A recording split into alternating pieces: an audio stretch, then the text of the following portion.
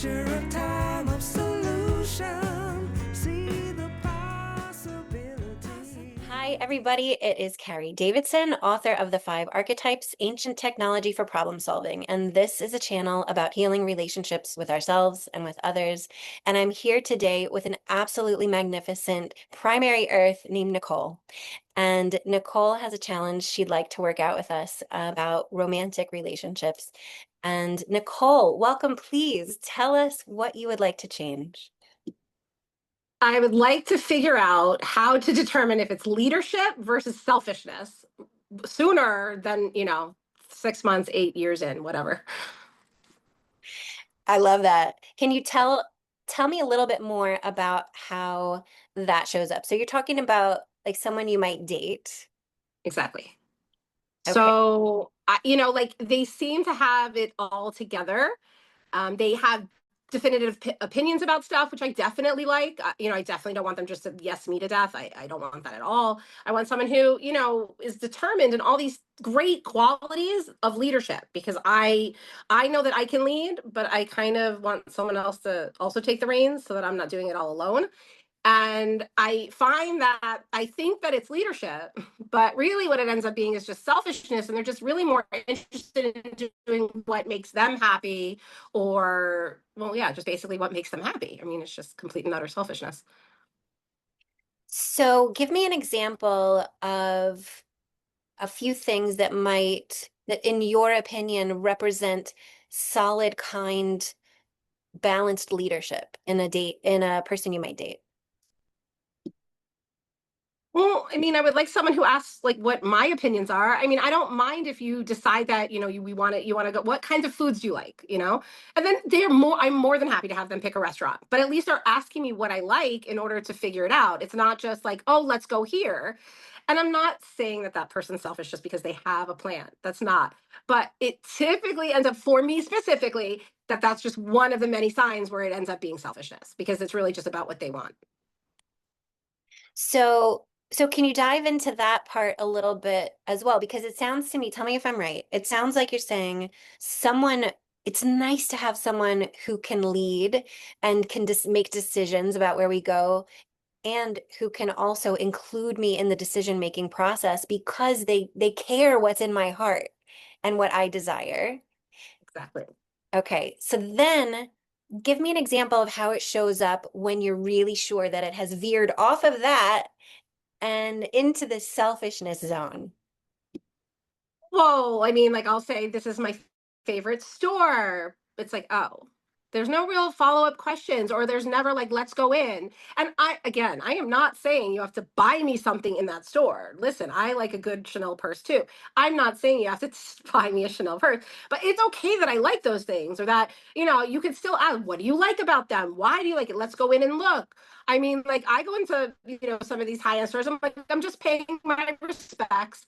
I'm not buying anything, but I like to see, especially purses. That's like my jam. But to even know that that's my jam, like just to know anything about me would be great beyond the surface. Because I mean, they can clearly see like, whatever they can see on the surface, but there's never really any sort of follow up or deep conversations. It's always just them all the time. Got And I don't it. catch it until too late.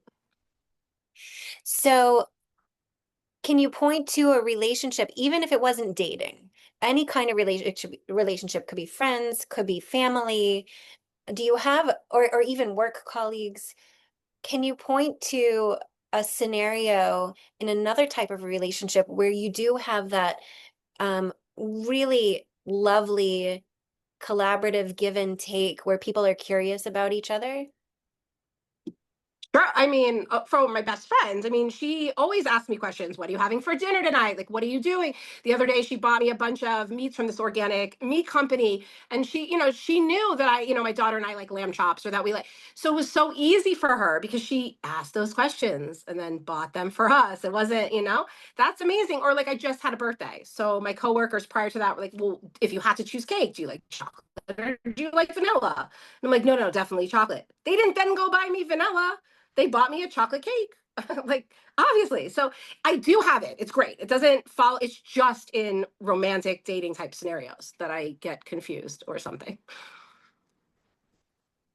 So So what is it about? Let's talk about the romantic scenario then, because if it sounds like there's an ease and there's this wonderful, easy connection, I guess, in your coworker relationship, in your best friend relationship.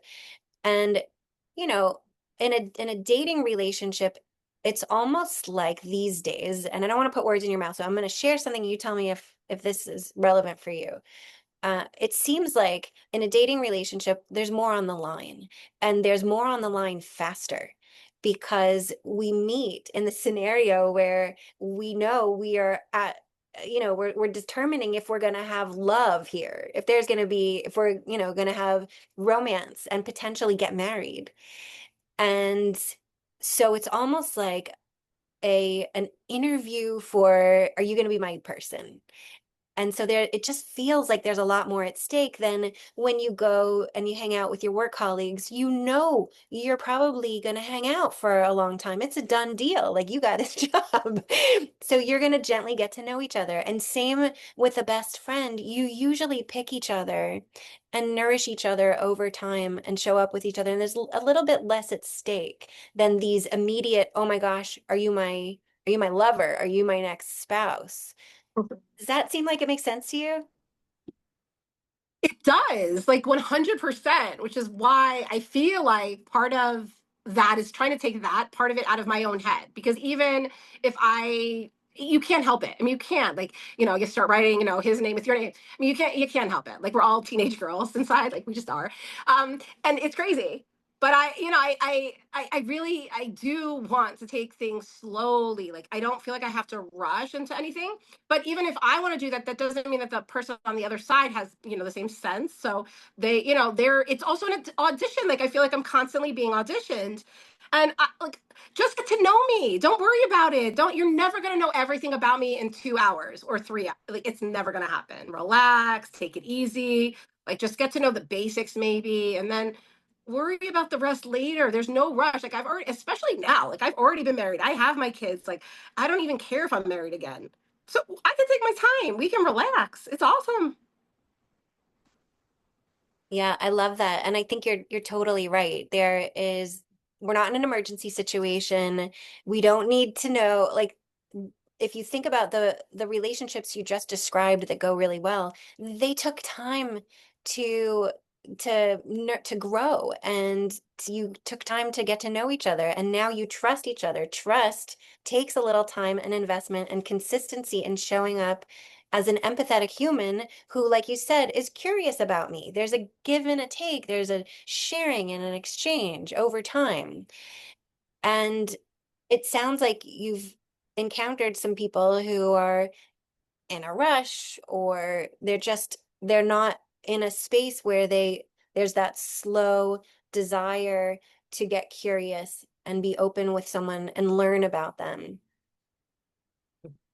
Basically, in a nutshell, I would say that's exactly what it's like. It's always a rush. And I don't understand what we're rushing for sometimes. Like, I get it. Like, you want to know right away, but there's no crystal ball. Like, you can't know those things. You just kind of go through them and get to know me and ask me questions. That would be nice.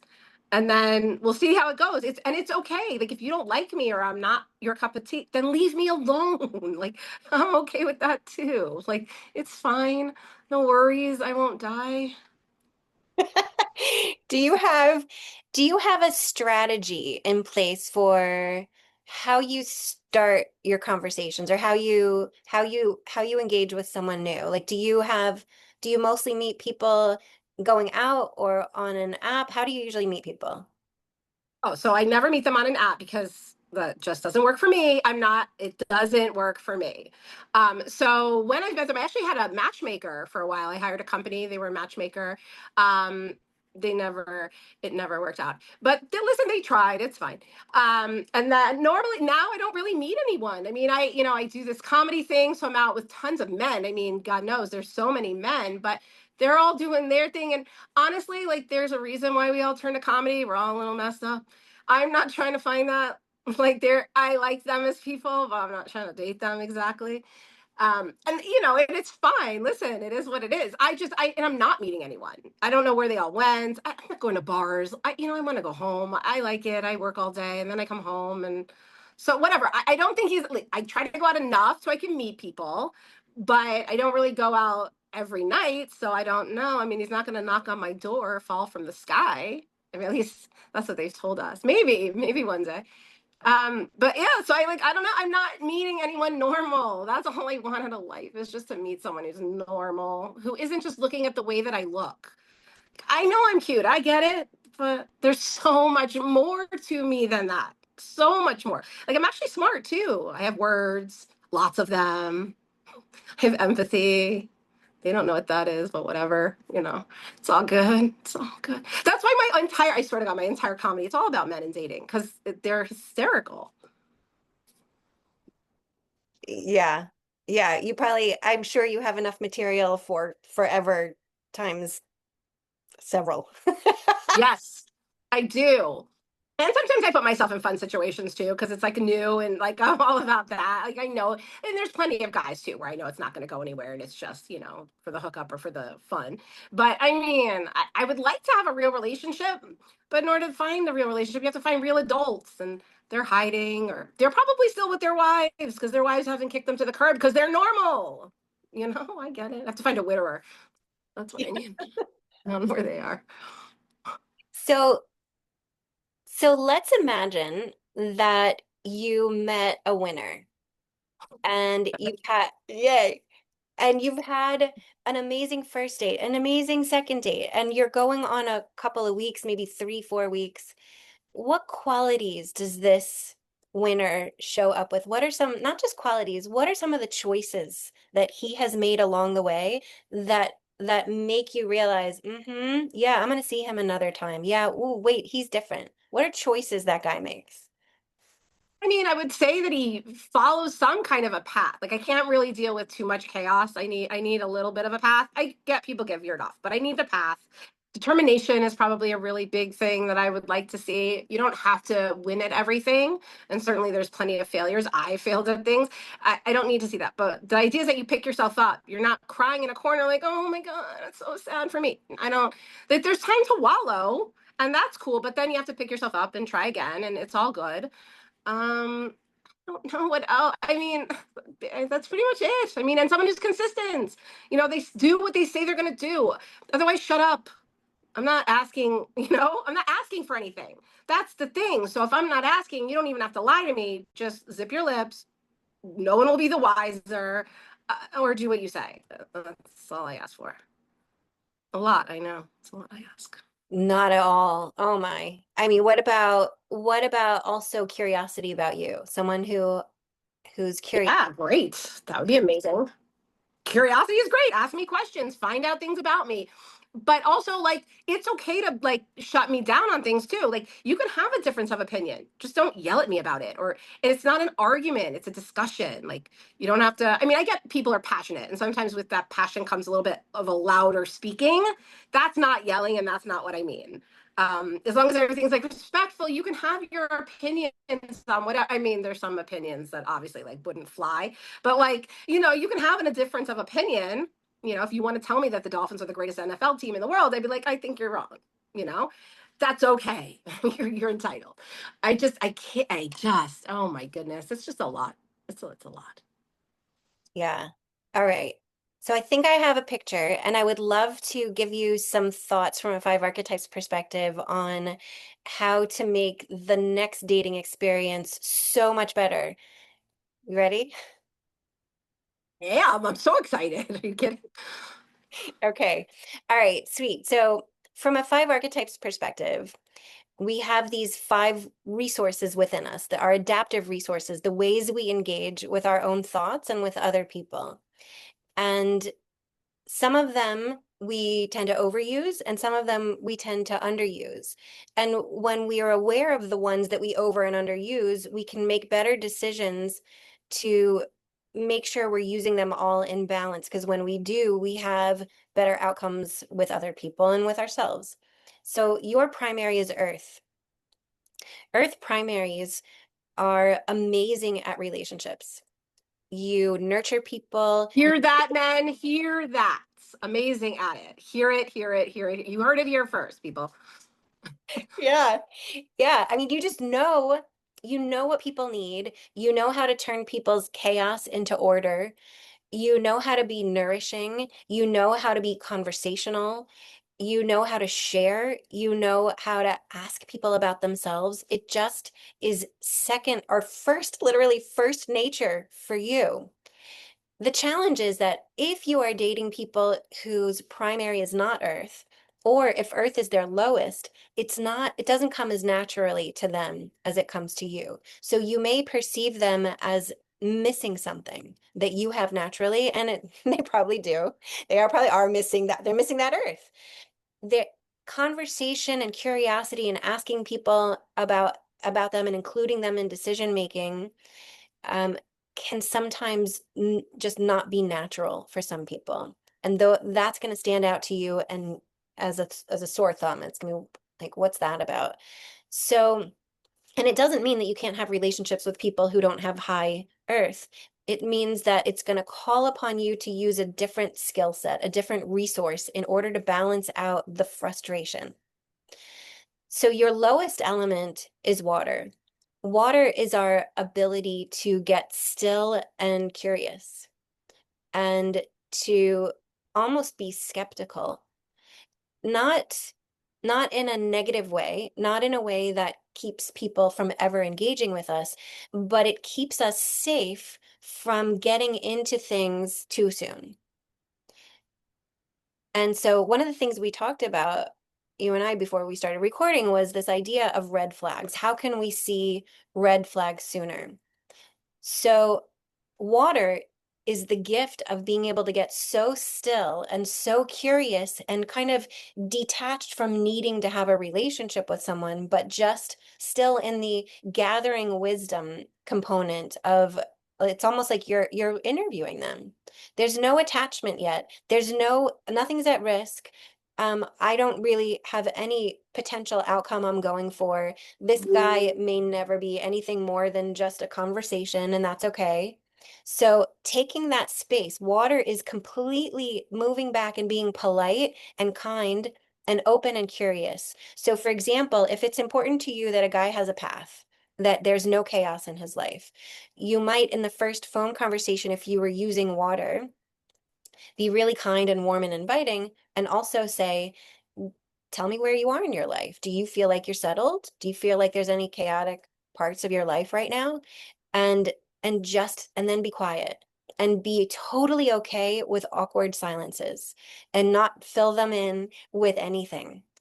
So allow him to think, to sit and really go deep, because sometimes the first thing that comes up is just an impulse, a reaction to not feeling comfortable with silences. And if you get still for a second, it's actually pretty valuable to see how comfortable someone is in silence. It tells you something about them. And so see, what do they say? What does the person say about their relationship to chaos? And ask them for examples. The person might, if they say no chaos in my life, like really fast, that's a red flag. Like, hold on, that's a big, like, don't look at my chaos sign. So you might say, like, oh, tell me more about that. Did you ever have chaos in your life? Never. Okay, that's big red flag. Right? So this is one way to find the red flags with water. Another one is you want someone who's determined, who can pick themselves up when they've been knocked down. And we've all failed. All of us, probably thousands of times. And so that's another watery question. Tell me, what have you learned from your failures? What have you learned from things that didn't work out? And that will give you, then you start to see someone's true character. Do they believe in that failure is something good because we learn from our mistakes? Or does this person say, I've never failed? Because that would be a red flag. That's like, oh, hold on a minute. What is he hiding? Um, right? The other thing That is, is so good. you like that? I do. This is so good. Can't wait to try it on someone. I know, and I can't wait to hear how it goes. Um, The other thing about being curious about you in decision making. So I'm another question, a watery question might be, tell me how you make decisions and then get super quiet. Don't say anything, don't fill in the empty spaces. Let them get still and maybe ask them, do an exercise of what would it look like for you to ask 7 layers of questions. So for example, like we could do it here. I could say, who was your favorite teacher in school? Do you remember? Yeah, I guess. I mean, it's easier for me to remember the people I hated the most. Yeah, of course, I remember her. She was my first grade teacher. She was awesome. So that's one layer of question. Second question I could go into would be, what did you like about her? She was friendly and always smiling and was willing to help. Like always like those great things. She liked to read, so she was into that. I liked to read too. She would give me books. It was very cool. Did anyone else like her? I assume so. I mean, we were only like six. I assume. Did you learn any lessons from being in her class? I mean, I learned how to spell. We learned how to do dictation. I mean, I don't know. I mean, it was a while ago. Does her God, this silence does kill me. You're right. Wow. Even when you're silent, I'm like, no, no, gotta fill words, words, words, more words, words, words. Wow. That is shocking. Holy God. Wow. Cool. Yeah. Cool. Yeah. So that discomfort is a such a gift for you because that's, call it the universe, call it your body, whatever. That's somebody, something telling you to pay attention that this is a muscle that you need to build. And the more you work on building that muscle, the sooner you're going to see red flags in other people and nix it before you go even to a coffee date. Like you can nix it on a phone call and be like, mm-mm. And also start to see the green lights. Green flags? Are there green flags? Yeah, I think that's what they call them. I Green flags. don't know. I don't know. I just see a lot of red. I'm always like, is it a circus? I don't know. I don't Right. know. Right. So the more people can be silent with you and get curious and answer these deeper questions in ways that honor and dignify the humanity in failure, in learning my lessons, and in being open to hearing what you have to say as, like, wow, someone who says, wow, Nicole, you just helped me learn something about myself there. Like, those are green flags. Someone who can integrate and be like, damn, she really sparked something in me. This is great. I want to have more of these conversations because being in your presence lights me up. And and so those are the things you're going to be looking for instead of those red flags about like, nope, I never make mistakes. Nope, everything's about me is great. They don't know how to get curious about you because they would have to let down a boundary they've put up to protect their perfect vision of who they are that they want you to think they are. And that starts to feel icky. Uh, Yeah. So I'm I would, practicing being in silence. yeah, yeah. So I would say water is your lowest. So water is, make sure you stay hydrated, literally drink water. Second, water is about sleep. So make sure you have a good relationship to your sleep. And then third, water is silence. Water is emptiness, is being able to sit without knowing and totally be okay with it. So practice with people who you trust, who have your back, with your best friend, and other people who you might trust maybe at work. Like, hey, what does it feel like if you ask me a question and me, like if I was Nicole, I would sit there and be like, I'm not going to answer that yet. I'm going to wait and see like how long, how much pain happens. Like how long does this pain, and then when do I need to say something? And just play with that part of you to explore how long you can go in silence in an interaction. Maybe even giving yourself a little phrase of, if someone asks you a question, even if you know the answer, try on for size, you know what? I don't know that yet. Let me check and get back to you and see, what does that feel like? Water is a pause. Water gives your mind and soul and your heart enough time to sit back and see those red flags when they're just tiny little specks on the horizon so that you can catch them early. Yeah, how's that? I mean, even when you were like, wait, pause, give them answer tomorrow. I was like, are you what? Like, I'm itchy just thinking about that. Like, what? Wait them, wait, are you kidding? But that's good. Listen, I'm happy to try it. And luckily for me, I have other types of relationships consistently surrounding me. So I can practice. I mean, yeah, I don't like to sit in silence. That's true. And That's true.